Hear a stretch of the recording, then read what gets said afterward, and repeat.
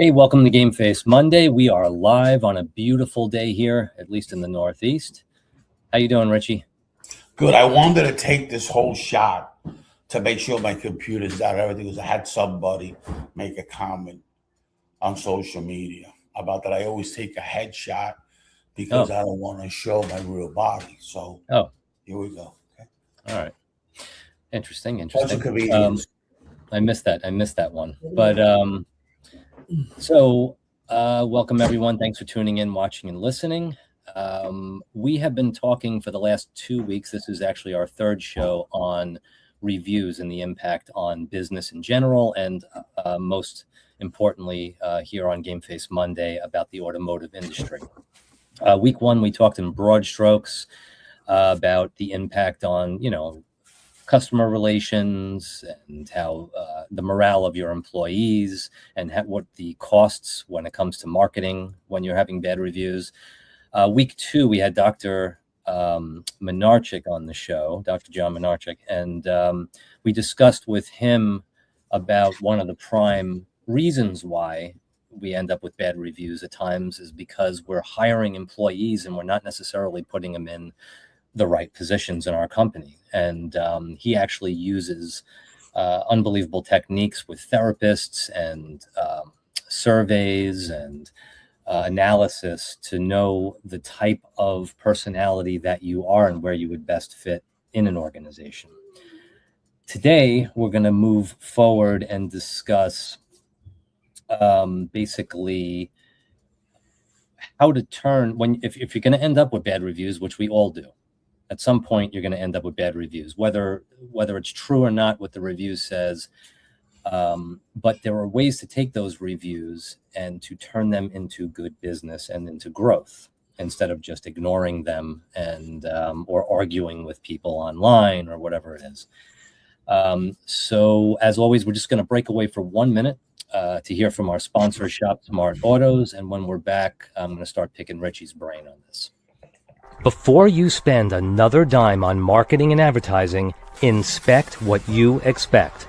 The SSA VIN retention report from Shop Smart Autos is the answer. Do you know your retention status? You might be losing hundreds of customers a month, but what if you could keep just a few more? Each retained customer means thousands in revenue, adding up to millions per year. The SSA VIN retention report is the inspection tool you've been looking for. Find out what you're missing before it costs you.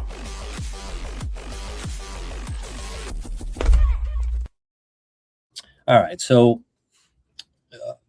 there are 7 key moments that can shape a review, and maybe there's more, maybe more and more important. Some are more important than others, but what I have here is the first impression, the greeting, the communication during the experience, the handling of questions and problems, the completion of the transaction, the follow-up after the visit, and then the request for feedback or for that review. So in the end, if all of that goes well, at least in your perspective, or maybe it doesn't and you know it, you had a bad day, you didn't handle things right, and you end up with bad reviews. We know that there are times where we can have bad reviews eliminated because maybe it's not the real deal and Google can pick up on that, and there are people out there that can help eliminate those problems. But if you do have bad reviews, Rich, how internally in a dealership should management and the employees and such, how should they be processing bad reviews? Well, if you talk before the reviews came out and you had a bad CSI, which was as bad, we used to have a process and we used to call a customer up and have an interview with them and find out what the problem was. Okay. Yeah. So, and that's an old way process of communicating with the customer and bringing back in the door. But if you really look at it in today's world, if you're a dealership and you get a bad review from the sales department, I would contact the customer because A, I would find out if that's the real customer. B, I would reply back to Google and tell them that customer never came in here because it's not in our database and we're trying to contact that customer. Right. And that customer does not exist. Right? So now you have a way in of removing that review. Right. The thing with reviews is this. With a team like you, right? And your team that work with the Google Maps on certain businesses, the really positive thing is when you have a bad review and in the comment, that review then talks good about you. You're talking about a whole different thing here. When you can convert a bad customer experience and leave that bad customer experience, and then they write back publicly on Google and they tell you took care of it. Now you found a solution. Now, in the customer's perspective, he fixed it. But the rest of the customers that are looking for, they had a problem and they fixed it. At the end of the day, that really helps out too. What I have learned from dealerships, and more importantly from the catering halls, okay? Because I am involved in the catering business for quite some time now. Not now, maybe a decade ago. I just don't say anything, right? That industry is kind of funny. Okay? What is really funny about that is I go and I book an event. And I'm happy with the deal of that. The event, because I'm paying for the event, that they become my guests. I have the contract with the venue. I have everything. Now, if they're unhappy with the event that I said online that I'm doing, they don't give me a bad review. They give the venue a bad review. I have an agenda and all this. So people are unhappy with that, and they're unhappy with the way my event went. The way my event went, now they give you a bad review to the venue, which is not fair. Same way with a wedding. You get married now, boom, you bring in 150 guests. They might be 10 or 15% of the people that might disagree with your marriage. Right. And your bride too, there might be people, her family might disagree with the marriage. Now they put you a bad review. So any little thing that happens in that catering hall, they're mad about it and they're angry. So they're going to give us a bad review. Right. If God forbid they order, like right now, the biggest thing is this martini with espresso. Yeah, espresso martinis. Yeah, everybody drinks that, but not every catering hall or every person makes it fresh. The espresso, we make it and we have it wrapped up because it's going to get mixed with alcohol and ice anyway. Right. So a lot of places just do it and that's it, right? So somebody that wants it, the 3 shots of espresso on their martini or want the extra stuff. Now you got to make it. You might not make it. It might not be feasible to make it, right? So you make it all volume and then you put it in there and now it's fresh. Right. It's maybe an hour and a half there. Okay, so that customer that tells you, they might not be mad at that. Then now how you answer them, it's going to give you a review, and they might be unhappy with the wedding, with the marriage, with the whole thing. They might disagree. So that's another problem. So the catering business, I mean, you do events. I contract Windows on the Lake or whatever to do an event. Now I run my event. They're unhappy with it, and what happens? Now the venue is that some venue want to know what your event's going to be, everything up front. Right. Why? Because of that reason. Right. Because you're rating that venue. You can't just now walk into a venue and say, I want to do an event. They want to know what event you're doing. Right.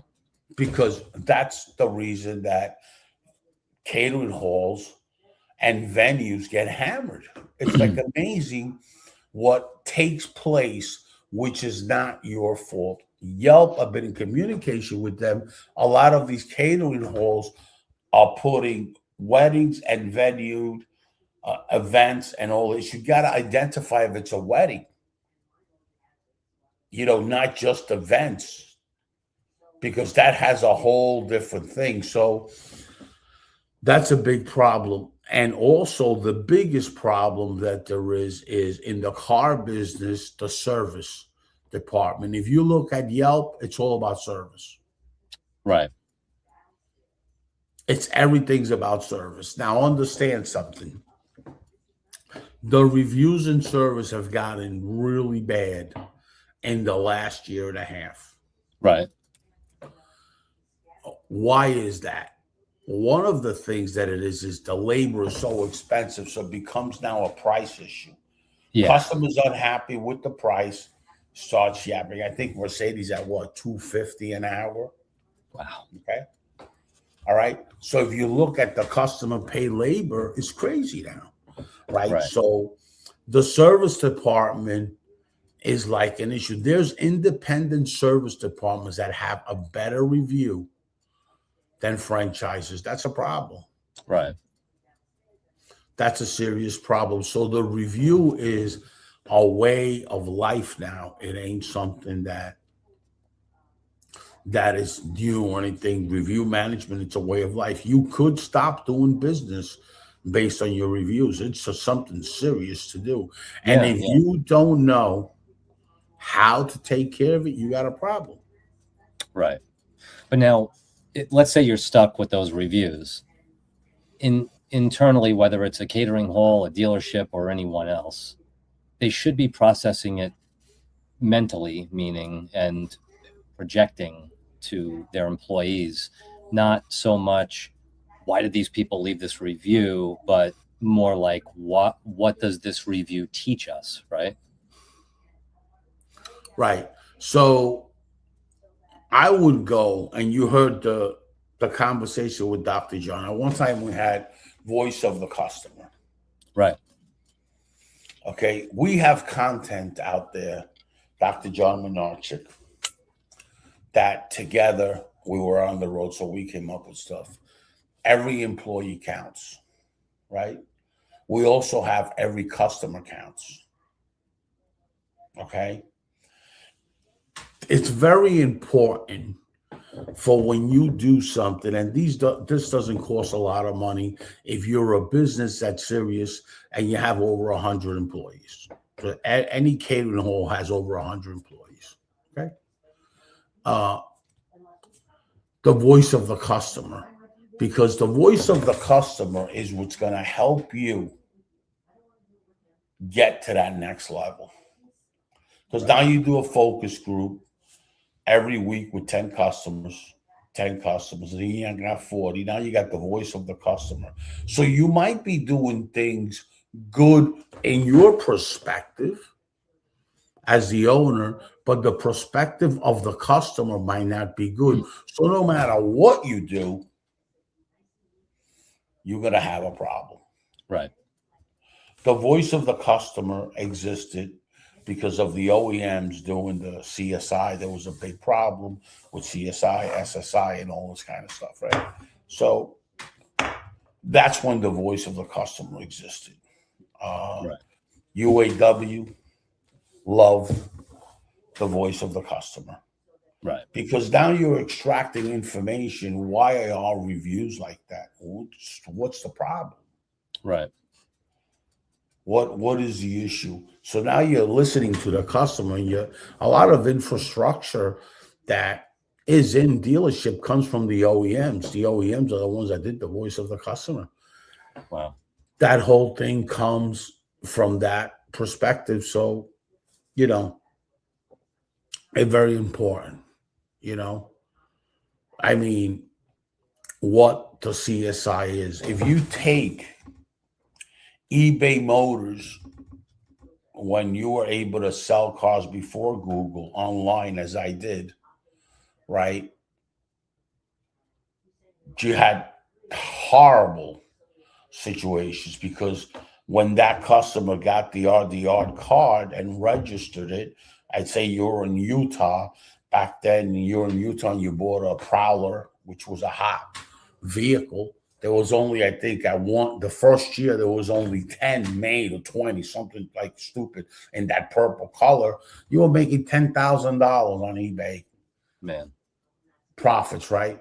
Customer from Utah, because they overpaid or whatever, they would hammer you on CSI. You know, this was I think the Prowler came out in 99, right? Chrysler, the Prowler, really nice car, this, that. So you were getting destroyed. So we learned that sometimes virtually when you sell something for that kind, any little thing that happens, it's bad, right? So, and then shipping was a new thing. You know, it was a whole different, internet sales did not exist. So It was like, in the beginning, it was very hard for anybody to figure out, you know. So I did that with Dr. John Menard, because we had the first BDC. Dr. John went into his BDC thing. And there was always BDC, but the BDC existed differently. They were called phone rooms, right? With Mr. Tom Stuker. And the evolution was, well, let's get a set of salespeople. And it used to be like a detention room. It wasn't even what it is today, because every salesperson hated to be 3 hours on the phones in a room. You know, right. Who wanted that? Salespeople like to be free and go. You know what I mean? Yeah. And that was a problem. So, you know, when that happened, and then eBay Motors came out, we started doing that, because now we had this department that, you know, was able to do that. So, you know, it's important for you to understand the customer's wants and needs, and understand what the customer wants. Is it easier to sell what a customer wants, even a dealer? Is it easier to sell if they want leads, or they want recruitment, or they want training? It's easier to sell what they want than what I want, right? Right.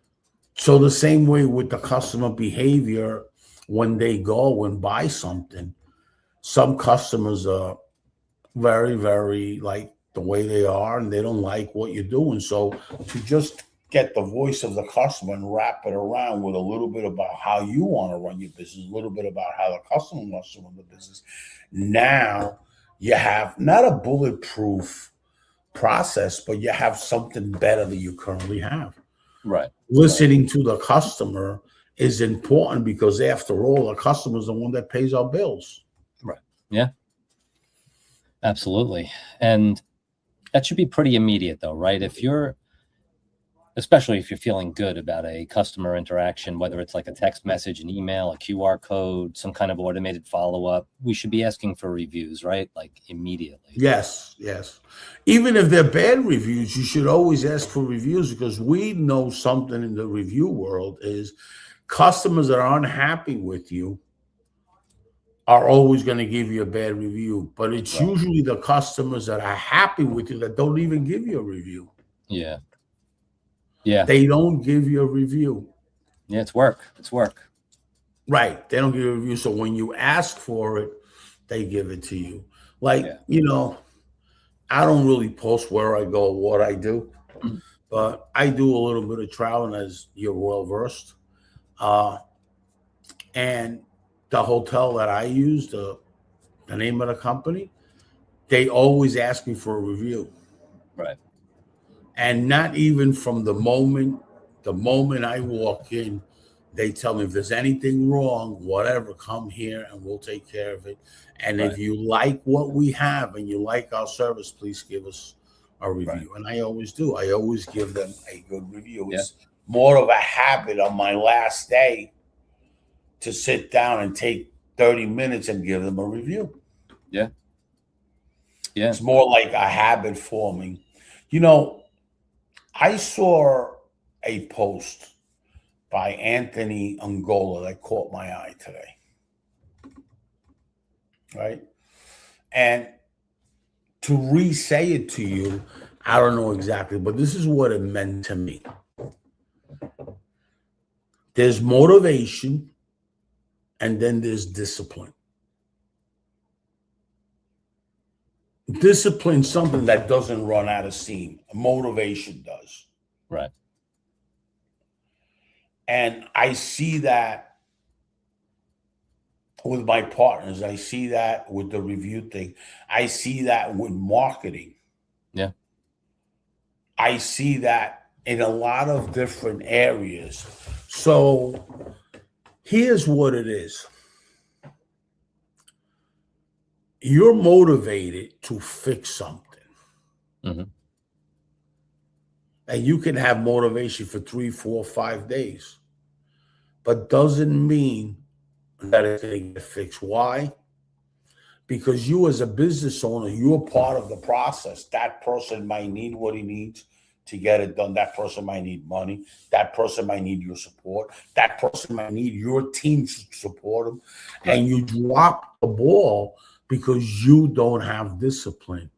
Yeah. More importantly, that person that has the discipline or has the passion, you're making that person say, the hell with this. Because once it's in your head, the hell with it, doesn't matter. Go on to the next opportunity that you are going to make it easier, right? So as a business owner, you need discipline. Right. You need discipline because in today's world, if you don't have discipline, you are out of business. Right. Yeah.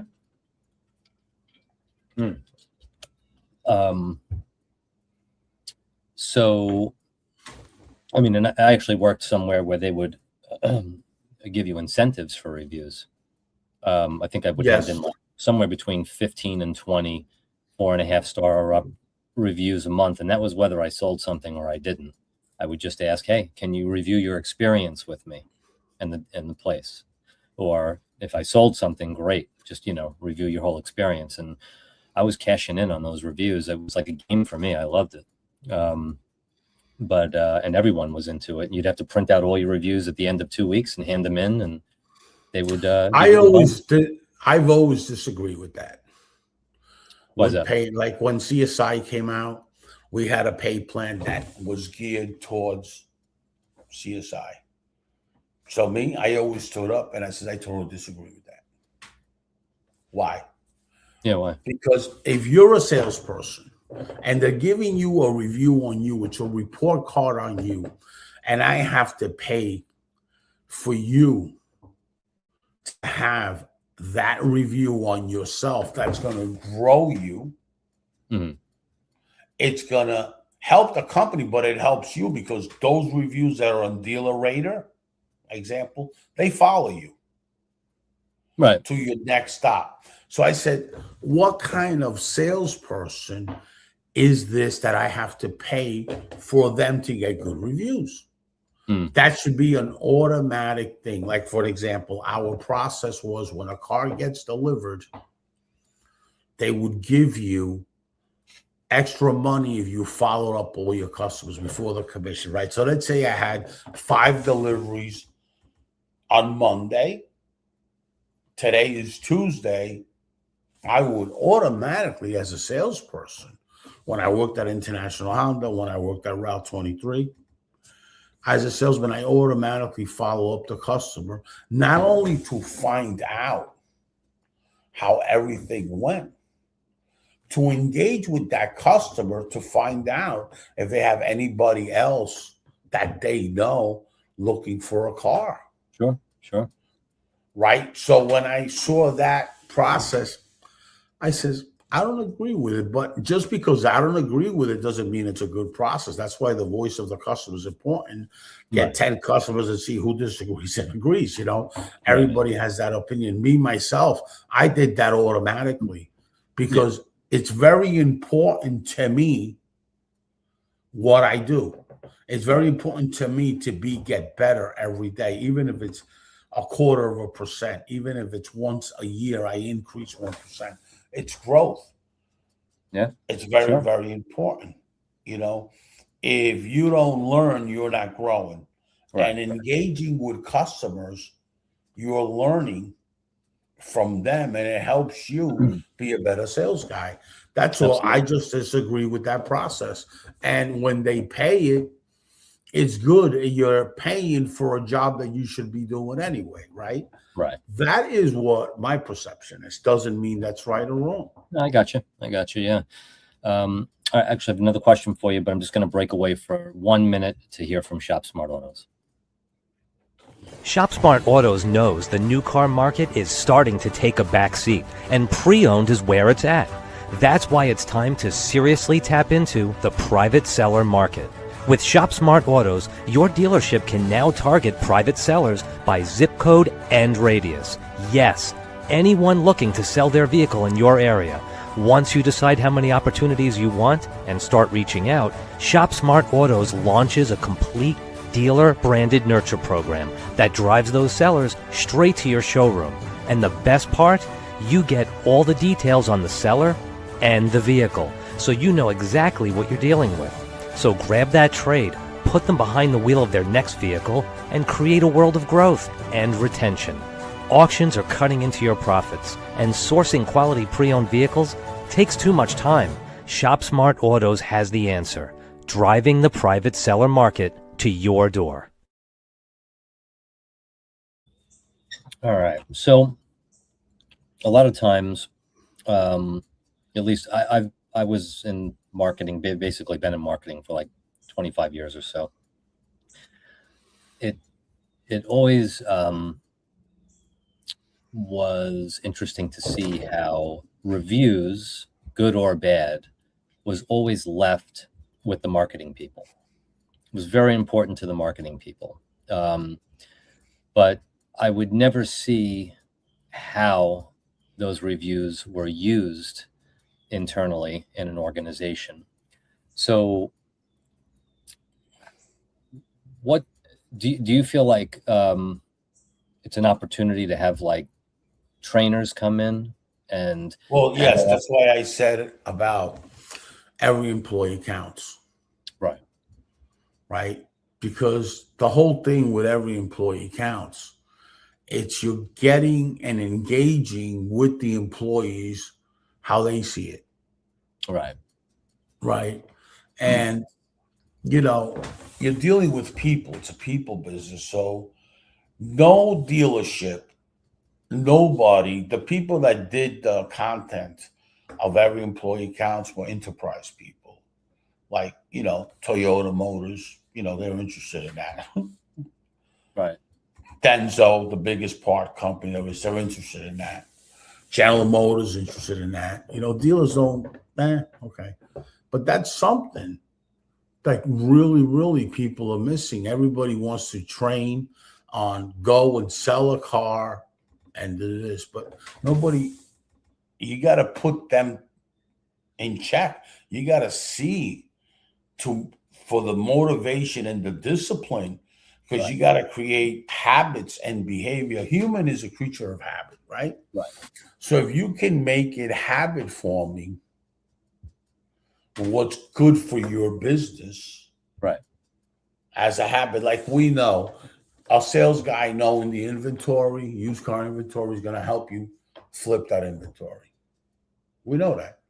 So why not create every salesperson that comes in has a lot walk, and you as the manager walk with them every morning, take a walk on what came in. I used to do that because I knew that was going to make me money. Right. Knowing my inventory, because I'm at the desk and a customer tells me I can only do 350. All right, how much money down you got?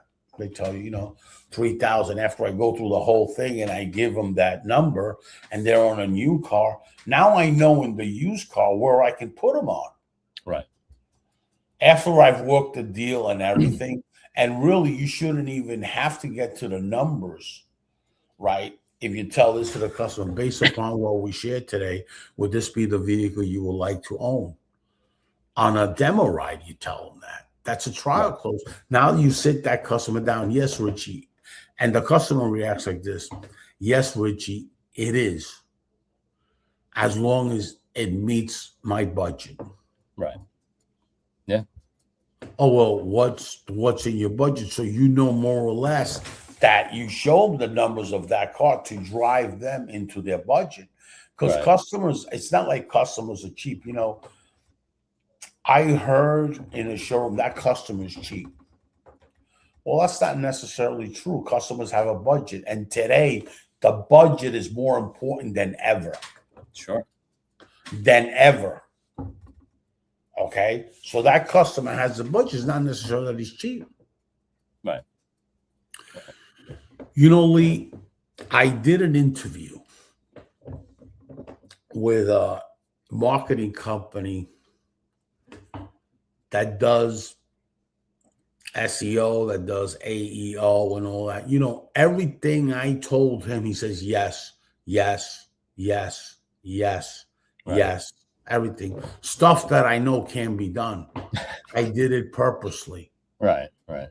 It was in front of two of my partners. Yeah. We'll get it done in 2 weeks. Yeah. Well, everything I told him, I would like this done. Yes, I could do that. And just 4 or 5 things that I know you can't do it, because if Right. you do that process, you go right into Google Sandbox, and then you go right into the Penguin, and you don't even come up. Okay.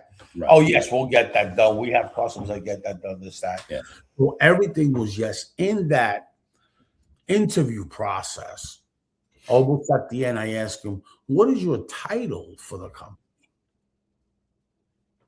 So he tells me business developing. So he's a sales guy, right? Right. That's what he is. So I have a partner that I was not around because I've been really busy, that actually got scammed by a marketing company that said that kind of stuff. Wow. And I wasn't around, so I didn't get an opportunity. And, it's fixed already with this partner that I have. It's all pretty much fixed.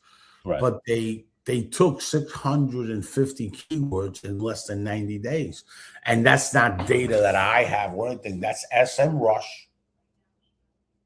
Okay.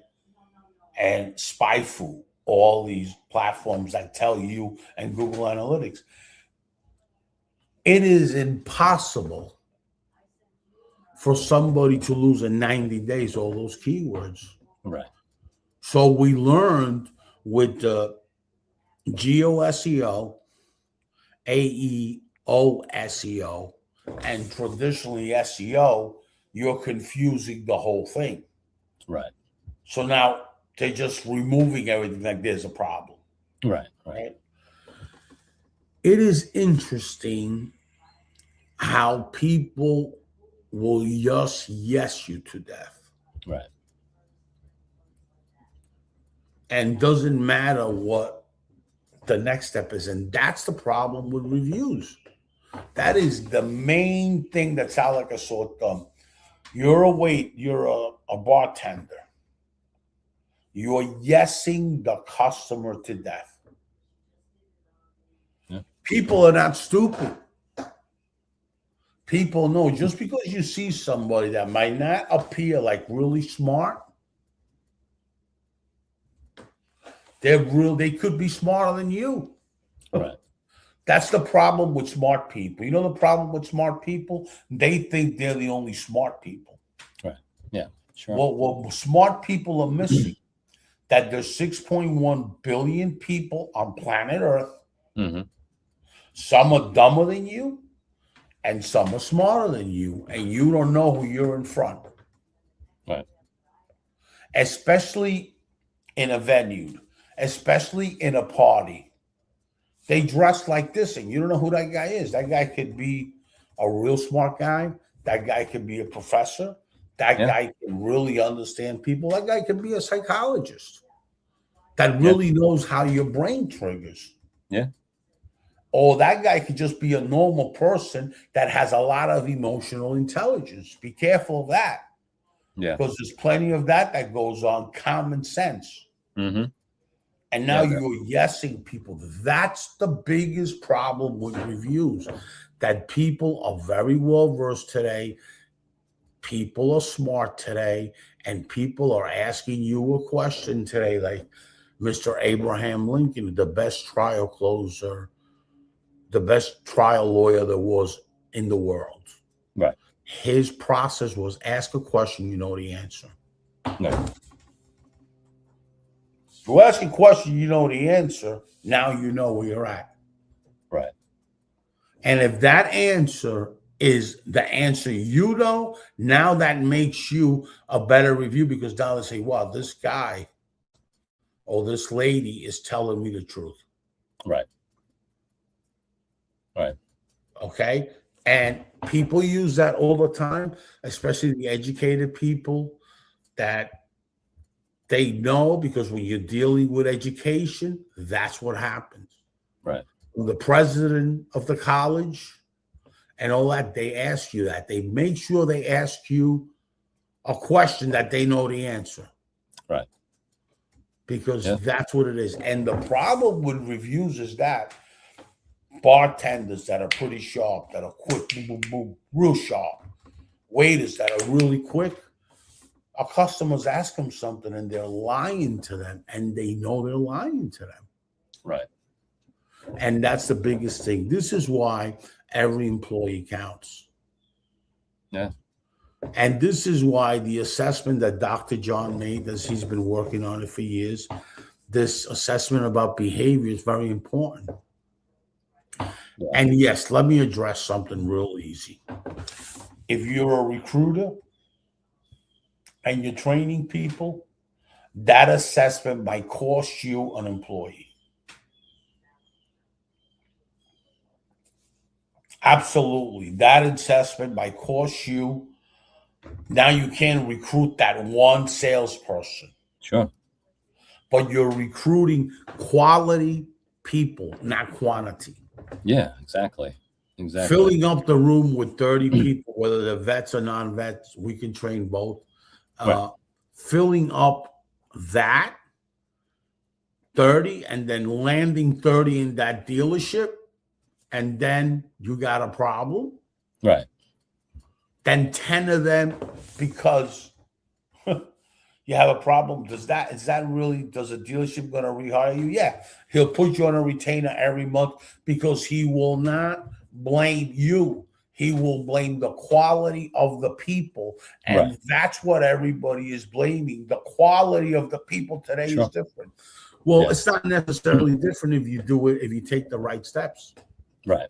Yeah, absolutely. And even just as a salesperson, you would never have 10 cars to sell all 10, but I didn't clean 2 of them. You know, two of them are a disaster. When you're recruiting people, of course, it's much better to, only get 5 instead of 7 because 2 of them are not a proper fit, and it's going to destroy your reputation as a recruiter, and it makes absolutely no sense. But yeah, I mean, just for the audience's sake, positive reviews on the flip side, it's not just, it's like you automatically think people like me. Okay, we have a good reputation. Great. People will come. It's not really just that. And I have like a small list here, and it's more website visitors will convert, higher Google rankings, increased consumer trust, of course, lower advertising costs over time, more referrals, higher customer retention, and greater lifetime customer value. Obviously, they're going to want to come back. They're going to want to service there. So reviews just really aren't about like.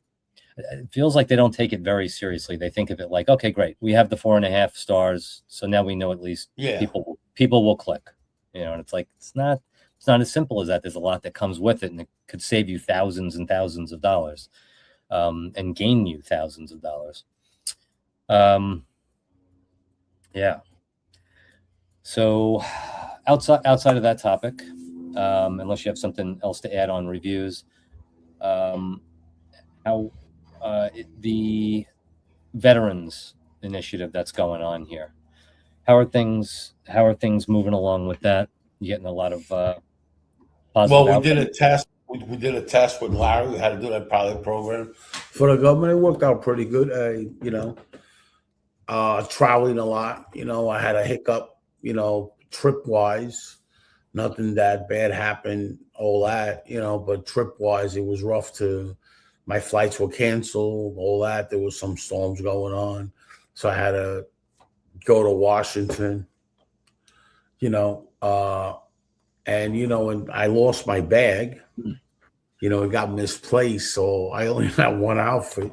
So Yeah. somebody at the Veterans Affair, not nothing bad, but made a joke, Oh, Mr. Belly, you look very summery today because I was wearing good shorts. I was wearing nice shirts, but you know what they meant, right? What are you doing here looking like that? You know what I mean? Yeah, That's yeah. what they really meant. Sure. It's like somebody walks in and says, Lee, you have really good AC here. What do you think they're saying? The place is cold. Yeah. Sure. Yeah. Nice hair, Lee. So, yeah, nice. Exactly. So they gave me that. You look very summery today. Or something like that. And that's not good. You know what I mean? And then I went into the story, what it was, I've never shown up there without the proper attire, Yeah. slacks, and I had to show up in shorts, This is like. Well, it was a disaster last week. We had, you could smell the fires from Canada here. Smoke was blowing through the trees. The sun was blocked out half the time from smoke. You had, I think it was 600 flight cancellations and thousands of delays. I know you guys were supposed to be traveling on, it was like Friday canceled, Saturday canceled, Monday canceled. It was unbelievable to me. And you know what's funny is they don't even tell you it's canceled. This is what they do. You're in the airport. It's delayed an hour. Okay? Delayed another hour. Delayed another hour. And then finally, when you're exhausted and you're dying to get on the plane, it was half hour before it was supposed to be boarding. They canceled the flight on us. Yeah, now you're trapped. Now I got to book right away a hotel. Boom, boom, make moves, get somebody to pick me up. This, that, as I'm all set to leave. Yeah. When it's 2:30, 1:30 in the morning, and Washington too. I mean, what I got, then that flight gets delayed. Everything is like a problem, Then the next morning when I took the flight, it was like 3.5 hours delayed. That's why I like to drive. Yeah, it was like you're depending on. You have no control, basically. No, you have no control. You know the system that I like? I like jumping on a train. Yeah. I love Amtrak. Yeah. Okay. I love Brightline in Florida because I can go from Orlando to Miami in Brightline, boom, and I'm there. And there's no stories with delays, with this, with the weather, with this, the moon's right. By the way, even though they call Brightline, they call it the suicide train. Oh, really? People jumping in top of that want to kill themselves. And that's it. Oh. That's what it's called. It's called the suicide train. I have no idea. Yeah. Well, hopefully one day we'll have better trains in this country like overseas. Some of those trains go like 250 miles an hour and, floating on air, basically. Have you seen this thing on TikTok? I saw a train that goes underwater for half hour to France. I did see a video. I didn't know if that was real or not. France to London. Yeah. Like that. Yeah. Yeah. They were building that when I was a teenager, and then they reopened it. And now they opened it. And it's pretty insane. Yeah, you just shoot underwater and come up in another country.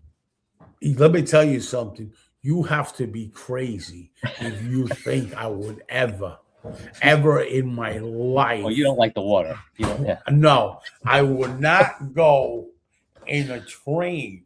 That's get away from me. Yeah. It goes in and it goes down under. It's 30 minutes, 29.1 minutes on water. I says, what happens if this water comes in? Yeah, I know. You're deep in the sea. Yeah. I saw that.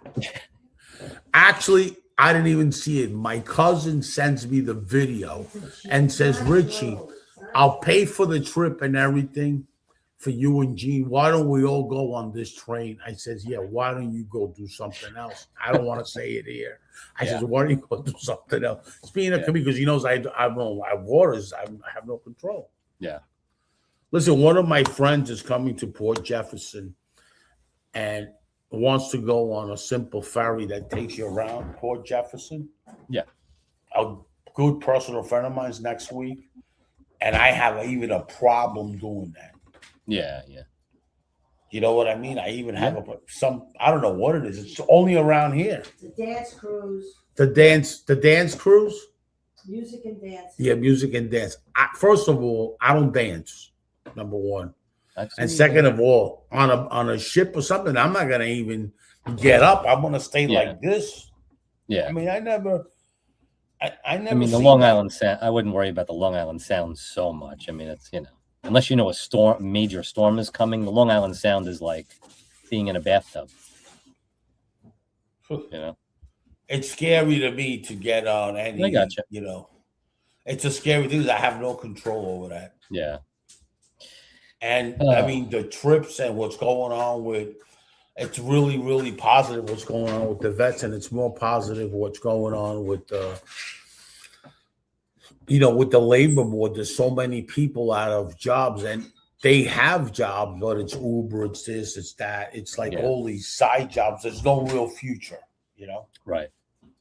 There's just like a mess. And, they have a lot of grants for that, building new careers. Right. Career building, it's a very important thing that's going on in the government at the federal government level, which is they're trying to help out and build communities. Yeah, absolutely. A couple of years ago, we did a live podcast of the local economy. Well, guess what? Now they're talking about it, and now there's grants for the local economy. Right. And that was 2.5 years ago. Yeah. If the local economy is not there, those are the people that spend money. Sure. The rich, the reason they're rich is because they watch their money. Yeah. They're reinvesting it or hanging on to it. Right. The middle class or the upper middle class are the people that go to Apple stores, are people that buy, people that buy stuff. Yeah. Like you take a guy like Warren Buffett, I think he drives a 1990 car.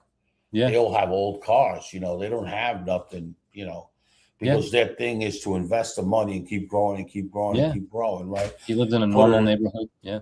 Exactly. So the rich don't really, that's why they're rich. Yeah. So the local economy, the average person, the middle class, the upper middle class, and the poor are the ones that spend the money. Sure.